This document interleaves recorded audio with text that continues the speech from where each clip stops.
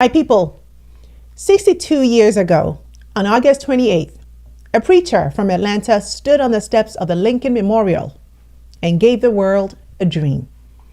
Not a policy paper, not a politician's promise, a dream. I have a dream, Dr. Martin Luther King Jr. said, that one day this nation will rise up and live out the true meaning of its creed, that all men are created equal. That speech shook the conscience of a nation. It gave courage to a movement, and it reminded the world that justice, when spoken with truth and fire, could not be denied forever.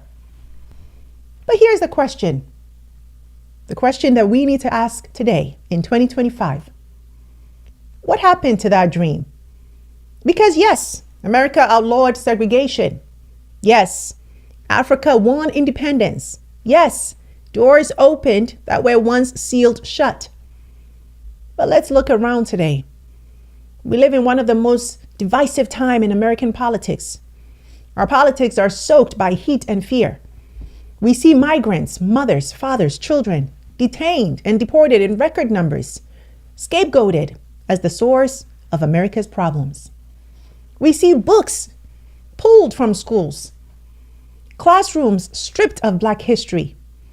We see protests met with threats and dissent treated as disloyalty. We see the very idea of diversity, equity, and inclusion not just rolled back, but demonized. And perhaps most dangerous of all, we see the very idea of justice itself under attack. Courts bent to politics, policies written not to protect the vulnerable, but to punish them. A system meant to safeguard fairness, now wielded as a weapon of power. So we have to ask, was King's dream fulfilled? Or was it deferred? And maybe the better question is, what is the dream for our generation? Because Dr. King's words weren't meant to be carved in stone and left in museums. They were meant to be carried forward, tested in fire, and rewritten by every generation that believes in freedom.